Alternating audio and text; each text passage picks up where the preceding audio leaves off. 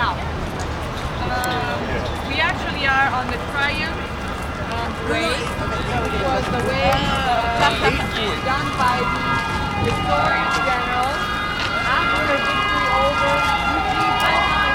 with the conquest of New Calico. We start in the surface and high, then slowly coming down here, then turning left on the sacred Roman arch that celebrates the victory of a Roman emperor.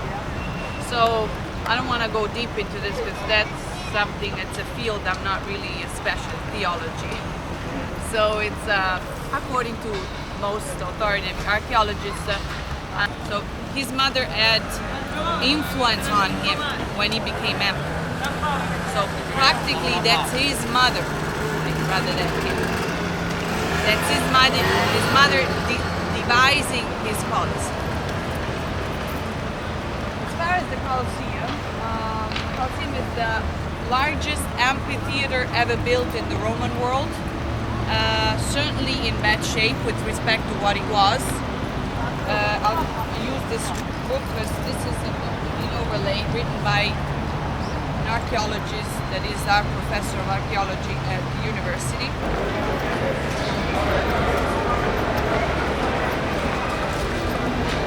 East of the monument, there was the name of the American gladiator, but also the Hudson, the north, all the services, the barracks of those men, the Valarians, that covered the spectators.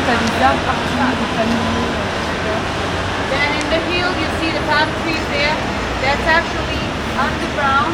From there, there's the ruins of the golden house of the only pavilion that is still walkable, recently open to the public. Just a small part of the pavilion. There was used as a summer pavilion.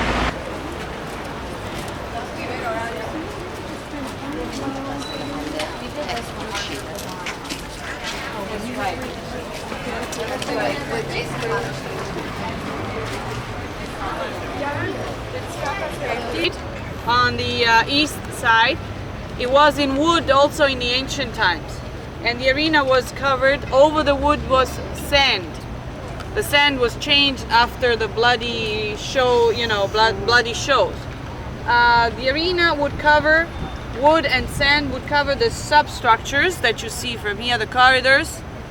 The middle one was actually the walking corridors connecting the different rooms, the different basically rooms where the cages of the animals were kept.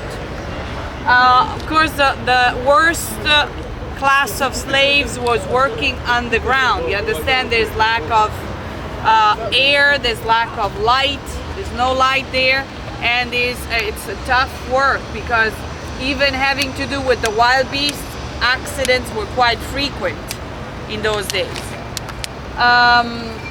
The spectators were sitting on marble seats. So you see there's a reconstruction on the right over there of late, basically 5th century AD seats. That, in that century, the senators had their names written on the seats. So when they died, they had to chisel their names off and then rewrite the new ones, the names of the new senators. Imperial seats, imperial podiums, according to most of the archaeologists, was basically where you see the cross, there, by the arena, on that level. On the first structure, over the cross was the imperial seat. Imperial seat, Empress, Vestal Virgins. Vestal Virgins had special privileges. I'll tell you about that when we see the form. Then seats were all over, so you wouldn't see anything of any of the structure that you see. The brickwork structure is the foundation. It was covered with stone, with marble, the lower seat with marble, and the very top, where you see that kind of terrace up there, that level there was used for women of the lower classes. They were actually allowed into the Coliseum on wooden seats up there. So they couldn't see well from up there. Allowed in, but not given the best seats. Capacity of the Coliseum, I told you, between 50,000 and 70,000 people. according to some sources. 50,000 is the most commonly accepted, widely accepted number though. They could exit the Coliseum, as I told you, in 10 minutes. Only the emperor could offer the games, because that was a means of political propaganda. So you understand that even senators or whoever wanted to offer the combats was needed to be given the permission or the permit from the emperor or the senate, because that was really a way of getting the favor of the Roman people. They wanted to be entertained. They want to be fed and entertained. So if you gave them their basic needs, these were considered basic needs, they were fine. So they were at the podium of the emperor, salute him, and tell him the famous sentence, Hail Caesar, Ave Cesare, those who are going to die for you salute you. And then they would actually start to fight 2 by 2, couples of gladiators 2 by 2 in the arena, so that people could also watch their favorite gladiators. As I told you, there were several classes of gladiators, slaves. They were rented to the organizer of the games by the owner of the slaves, by the lord of the slaves. War prisoners, if they were particularly good, they could also, over time, make enough money to buy their freedom back. If they were sentenced to death and they were actually exceptional gladiators, they would be given freedom back. So this was actually a place where also, I told you, free citizens could try their fortune. It was quite expensive to train the gladiators, to feed them too. So they were treated like famous people without having the same rights of citizens. This was in use up until the 5th. Alright. Thank you. Thank you.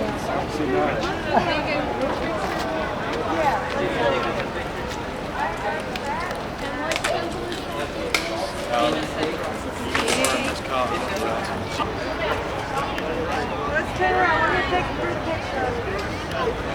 And here's a picture of the Arch of Constantine. Dad, can you move?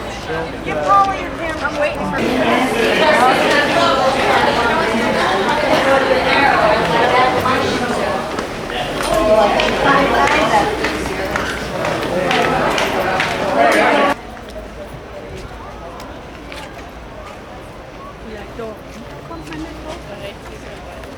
Where you see those white stones there, white stones, they're sliding. They actually, the elevators, man elevators, were kept with the system of counterweights.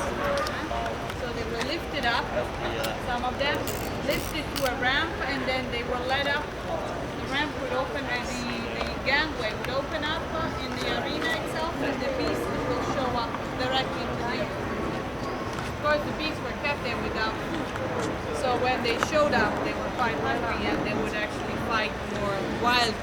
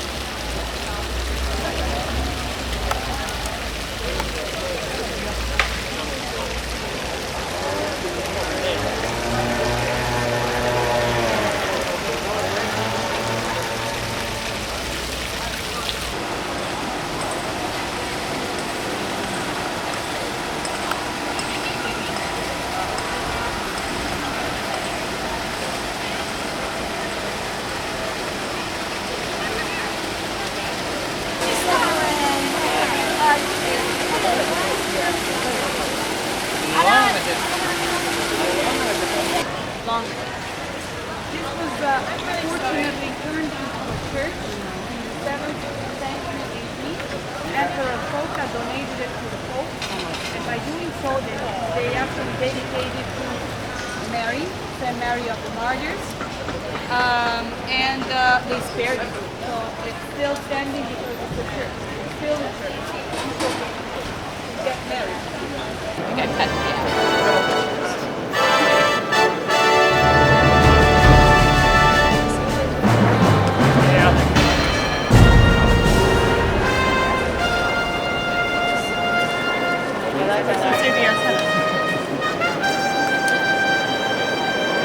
Century AD. No, what the Romans realized that Romans were very practical, and certainly they didn't need to save. So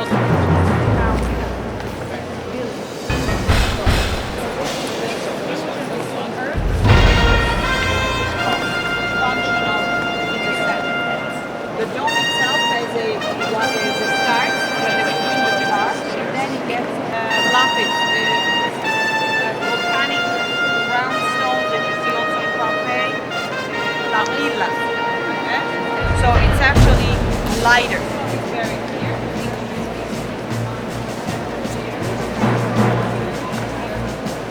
So let's go to see the tomb of Raphael.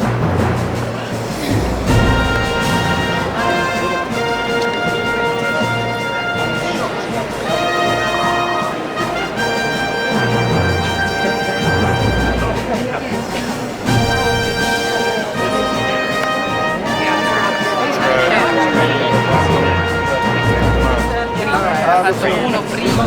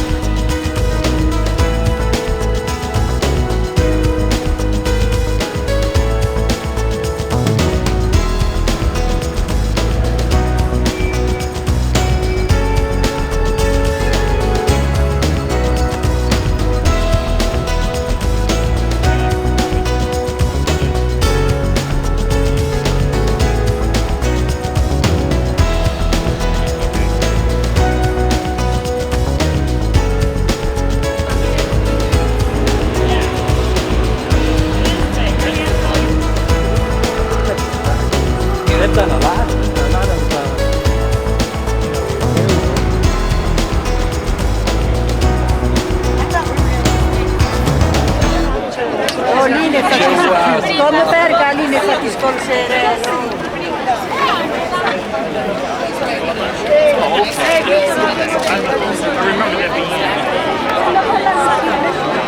It flickered down. Yeah, but no, I do remember. Okay. such a slaughter. When they handed swords, so that's what I thought. But then I thought when we were there, they said something big. I'm sorry. I also think that the reason he's depicting the sword is because he persecuted Christians. And usually, on the one hand, he's got the sword, but then on the other hand, he has the book, for his letters. So it shows his conversion as well. Right. From the persecutor to right. That's how I never knew that he did anything.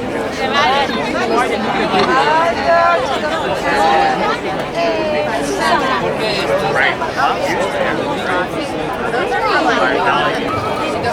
Non ci pare stato quello che ha dato la briga a fare questo.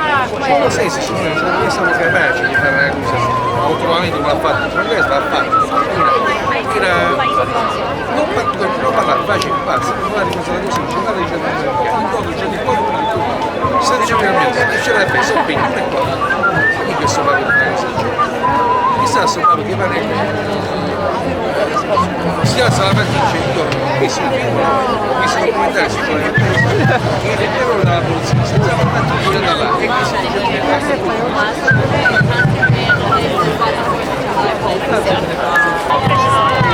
Another drop in the front, ready, and the piccolos walk out front.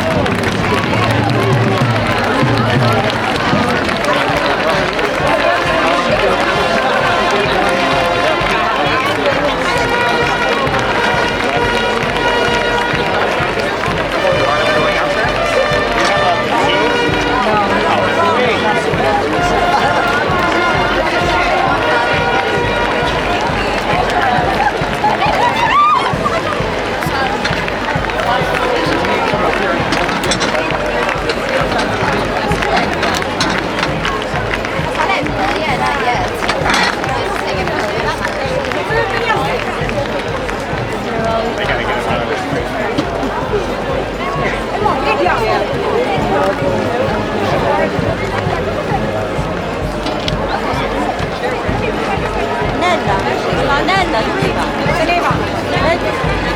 Facci mettere un po' di acqua qua.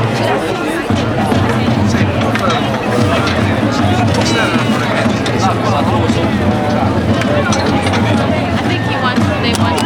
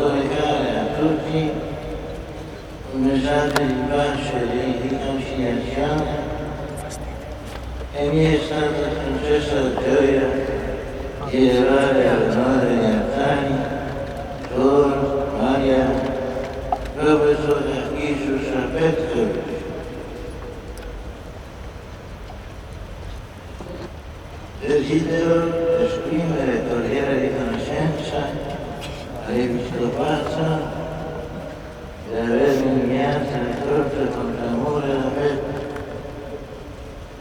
La mia riconoscenza si estende anche al Presidente della Repubblica e alle altre autorità di fondazione della provincia ecclesiastica di Zagreb.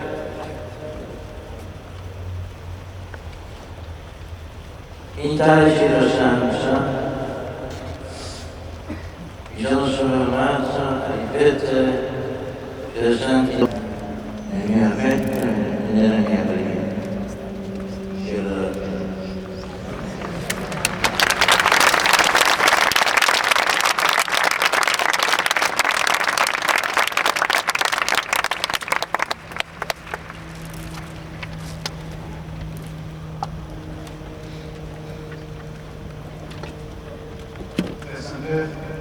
Les pèlerins de langue française sont heureux de vous exprimer leur sentiment respectueux et leur fidèle. Ils vous assurent de leur prière pour votre personne et pour votre ministère de successeur de Dieu. Parmi les groupes venus aujourd'hui avec les pèlerins individuels et les familles, sont présents notamment de France un groupe de l'aumônerie de l'hôpital de Sierentz dans le diocèse de Strasbourg. De France et de Belgique, un groupe de la communauté du Verbe de vie. Du Canada, un groupe de pèlerins.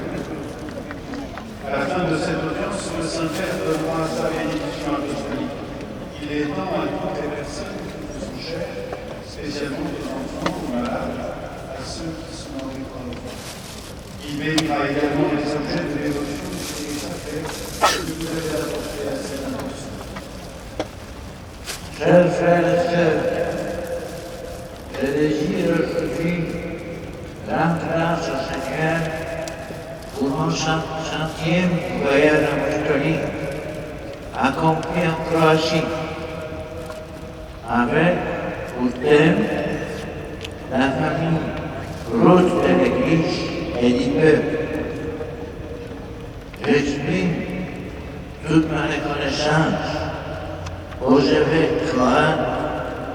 Je remercie également les autorités pour leur accueil et leur collaboration. À Dubrovnik, j'ai eu la joie de béatifier Sœur Marie de Jésus crucifié Petrovic.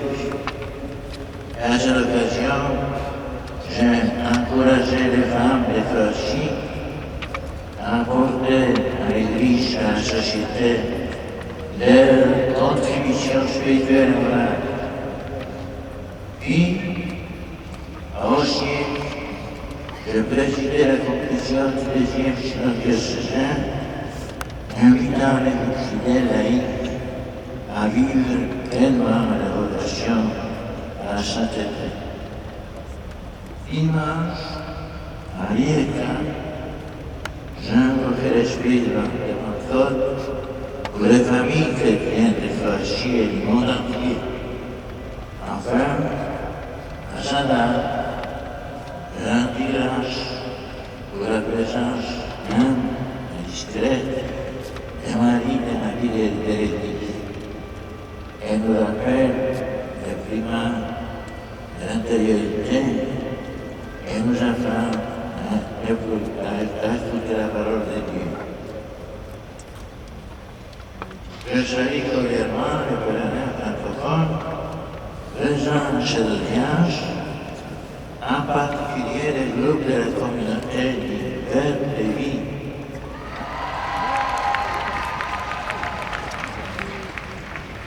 Ouvrez vos cœurs au Christ ressuscité pour que son évangile inspire toutes vos actions. Merci.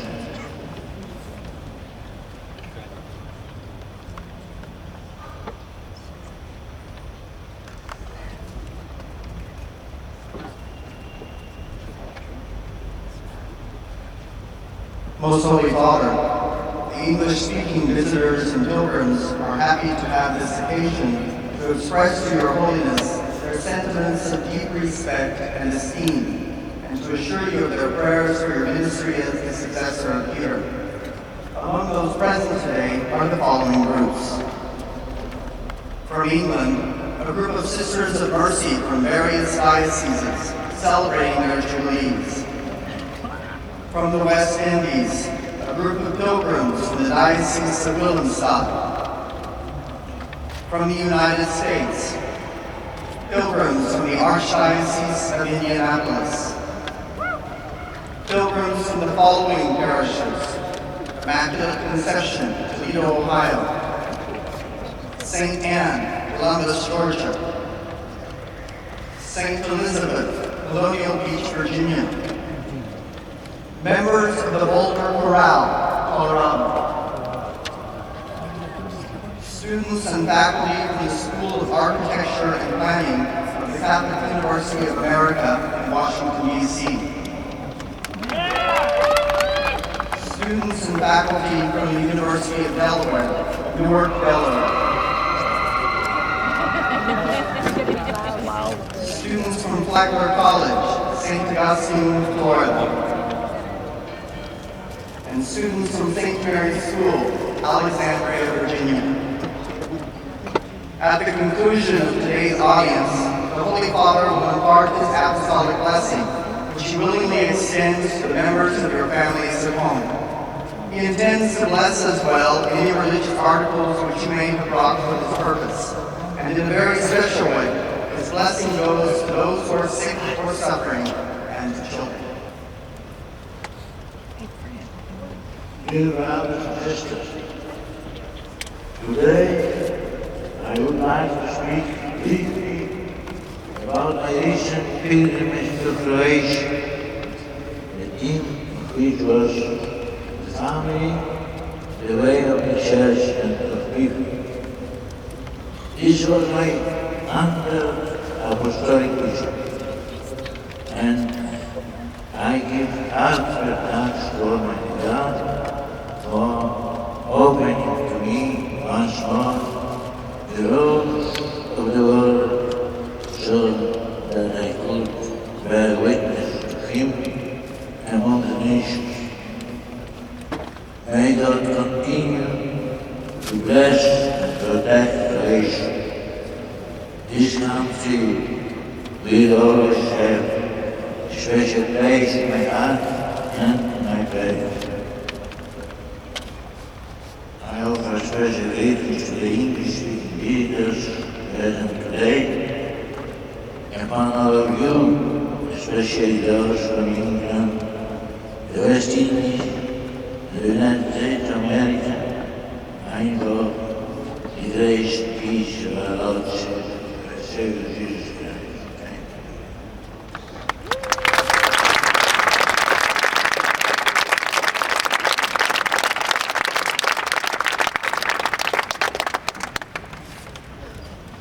Heiliger Vater, die Pilger und Besucher aus den Ländern deutscher Sprache bekunden Ihnen den Nachfolger des Heiligen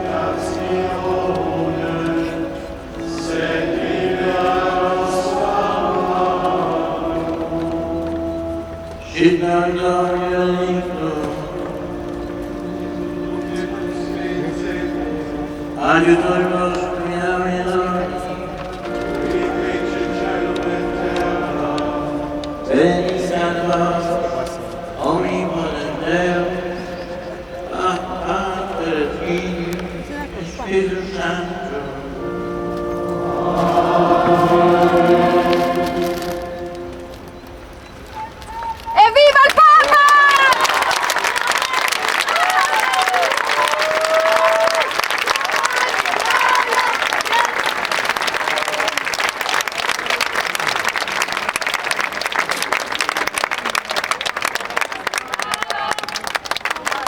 Giovanni Paolo!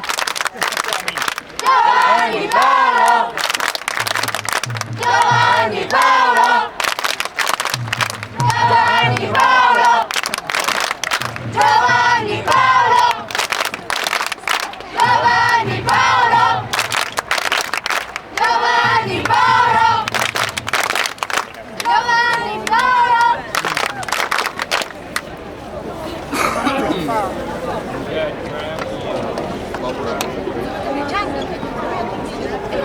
Sì, ha chiamato. Quanto passa? Questo gioco, ci vediamo su.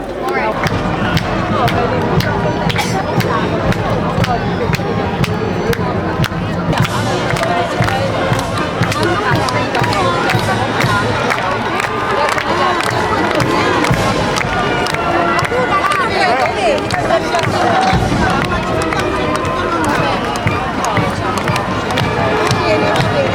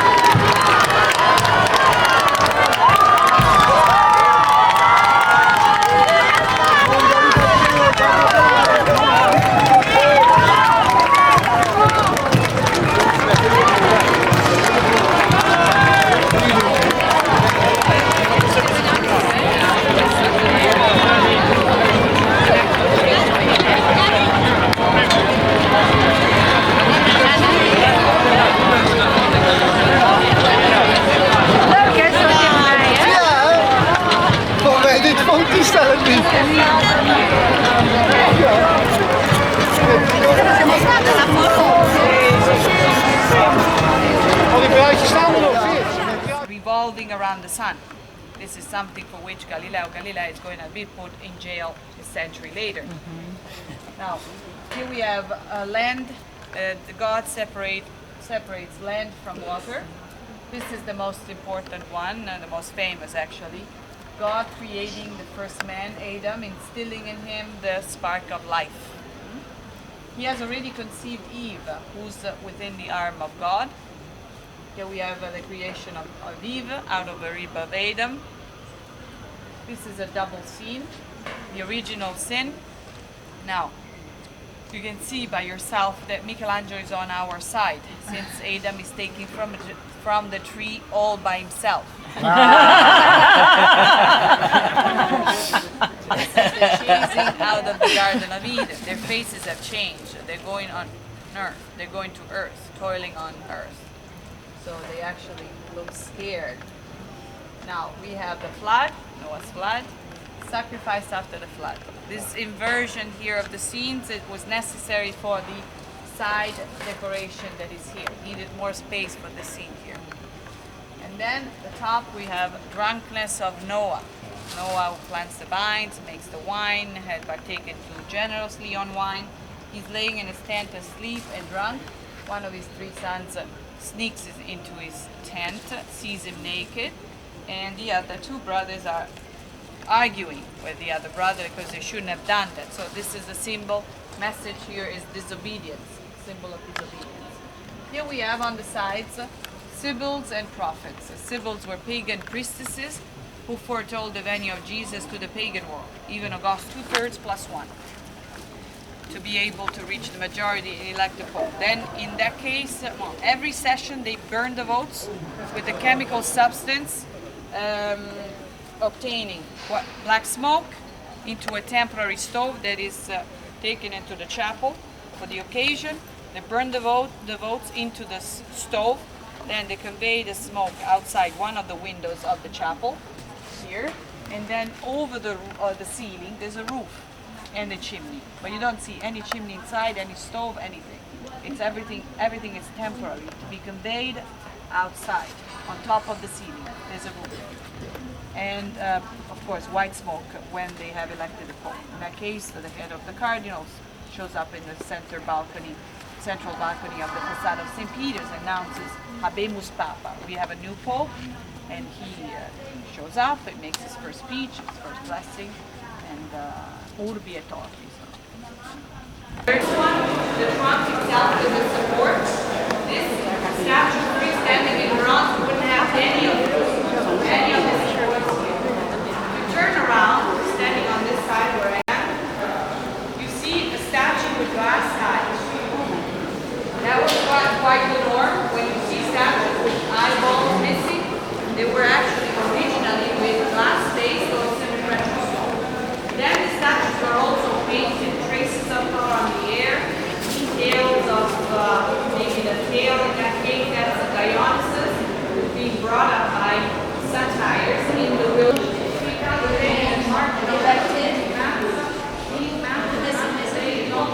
The book.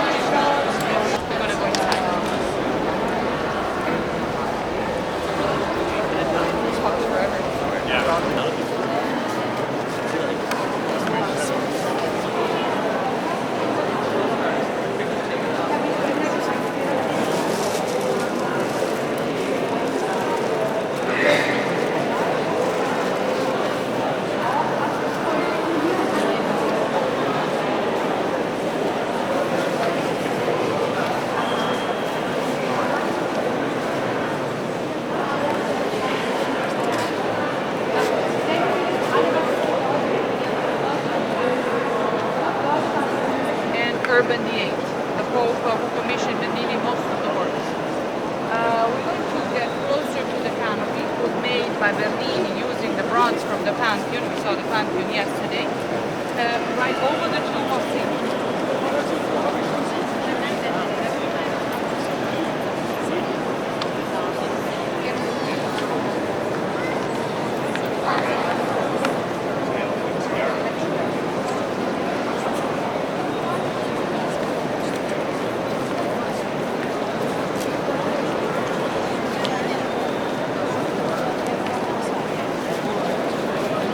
balcony of the shrine up there.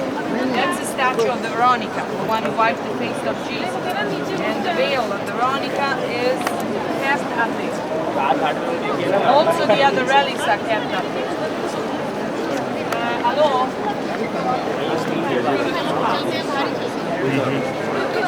Where are you going? Bronze by Gian Lorenzo Bernini, there, suspended. So it's no longer in use. It's a work of art from the time of Alexander VII. It's again Bernini making this work of art for him. It's symbolic of the authority of the Pope, which is a very strong message. We have God, see that's natural light. It's brighter now because the sun is setting on that side. And that's Bohemian glass painted, stucco, gilded stucco angel, so God manifesting himself through the Holy Ghost. Then the chair of the Pope that contains, in bronze, contains the chair that was used by the first popes inside, a wood. And then it's sustained by two saints from the Eastern Church and two saints from the Western Church, symbolizing the two churches united, sustaining the person of the Pope. So, who's suspended? Because he's viewed as the link between God and the faithful, the whole church as a whole. So it's a very strong symbolic meaning. On the side we have tombs of the popes. On the right is famous Urban VIII, the Pope Urban VIII who commissioned Bernini this amazing canopy. Now we're going to see a tomb of one pope against this. Wow. This is the amazing idea of Gian Lorenzo Bernini, this work of art that he did for Pope Alexander VII. He was commissioned this tomb when the Pope was still alive, of course. So actually he presented the project to the Pope. Pope on his knees praying with on the sides four virtues of this Pope. The two most visible are generosity on the left, truth or religion. Truth, religion is the same figure. Then there's justice and health on the other side.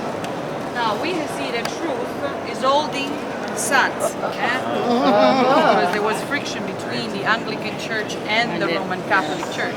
So certainly truth is not on England. Then we have this amazing work of, this is Sicilian diasper. It's a special kind of semi-precious stone that we have in Sicily. He had a problem. He had actually, the door was there. That's the door of the church, the side door. Instead of getting rid of the door, he designed something that would have included the door in the whole composition.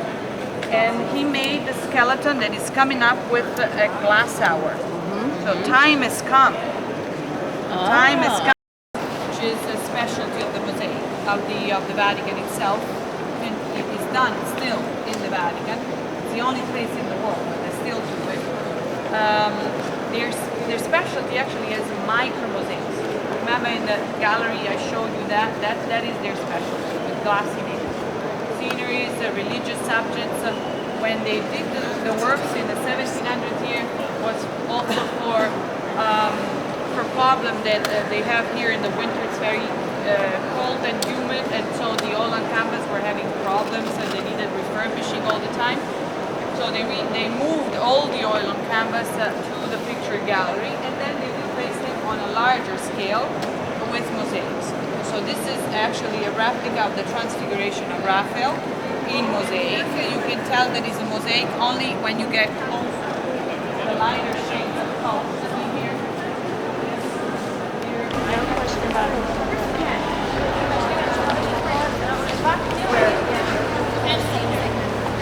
I need them. Every time I see Mark, I'm in his way. Hey, Brian. As in me. Me and you.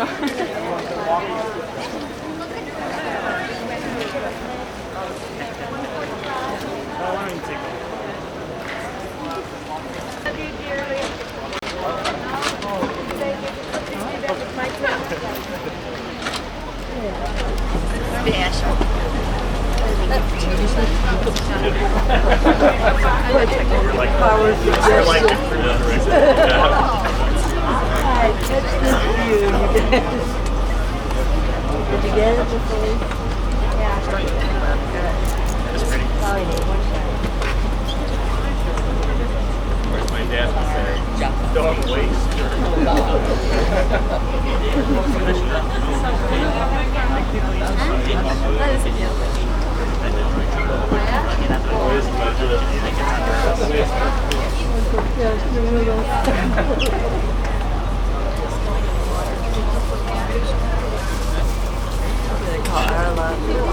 I'm in Capri. Yeah. They should have got I gotta go to Adults that are planning a trip to Europe. $600 for the day and everything. Yeah, I think so.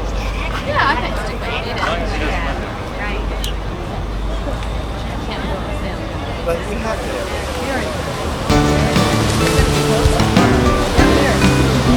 I don't know you want us. No.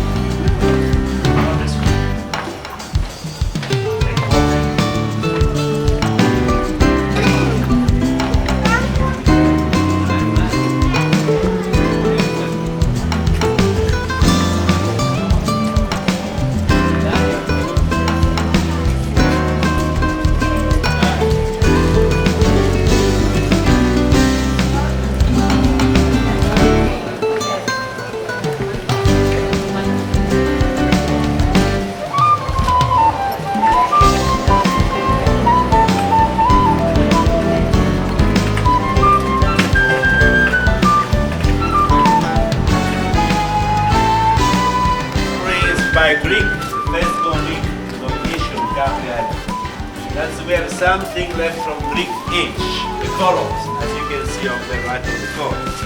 This is one of the oldest parts of Capri Island. The first we saw the part where they're living the local people. Then slowly we are going to see all the touristic area or the shopping area. Then we go to see the mini street, the best hotel. Then the garden of gardens, what is the beautiful and exciting part of Capri. This is beautiful walk because it's not, you see the natural part of Capri. Because in Capri, even there are suppose 9,000, 10,000 tourists every day. They're from Sorrento, from Naples, from Amalfi, from Ischia. It's the most visiting island, the Bay of Naples, in the south of Italy. But even so very crowded, but always some place, because this side of Capri, no cars. You can walk for 45 minutes to reach your house. Too late because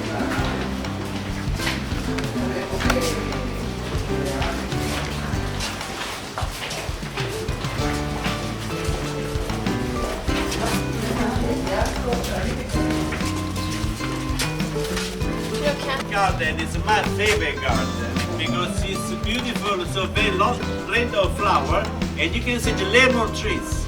In the winter time, the summer time, we're always the lemon on the trees.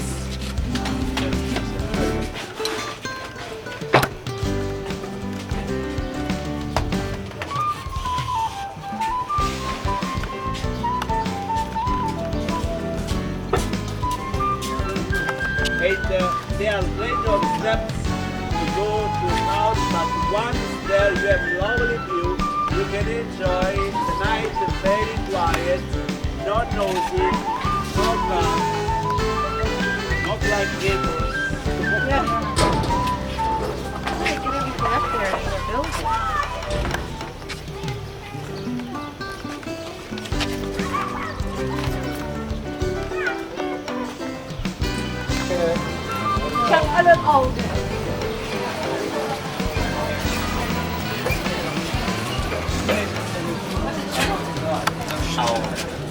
It's the main street of Capri. Is where are the very beautiful shops. You just look in the window. No time to shopping today. And when you are brought here the corner on the left side, we see very beautiful hotel. It's Hotel Sana.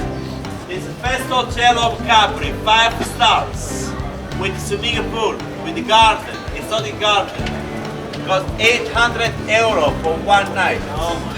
This is very lovely hotel. It wasn't like I the will show you. itinerary originally.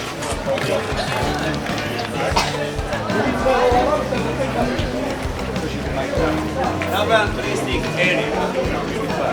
On the way back, we go all the way straight up there. You see the mini square where the cupola, the top is the church, the cathedral. But you see the style of the window is Arabic style. You see here on the right side is nice hotel, Palma Hotel, Palma Trees Hotel on the right side. The famous hotel we are talking about is over there is the San Hotel. Origin was a private clinic. Origin. That's why the architecture outside is not so nice, but inside is all the functions. Beauty farm, theatre, cinema. That's a very lovely hotel. Later on, in case like visiting, they let you to go inside too. Now on the way back, we go all straight up of there to go.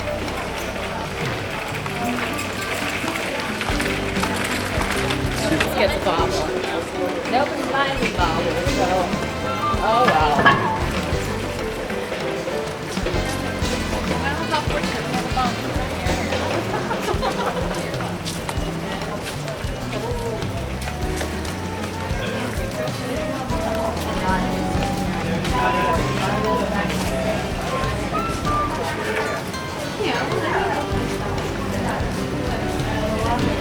Shops, Capri, Hermes, Louis Vuitton, everybody. Because the Capri is a very rich island. A lot of Japanese, American, German, Italian, British speaking.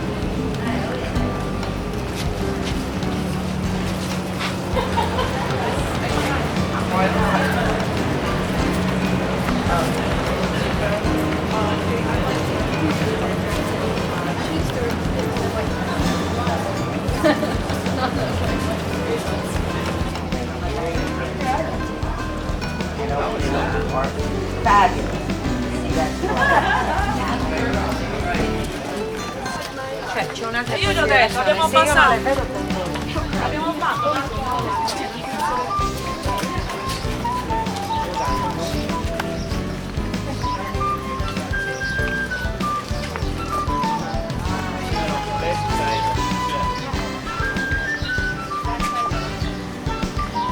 We just very nice, clean and quiet Colombia. Beautiful name too. But the night time they have a party here.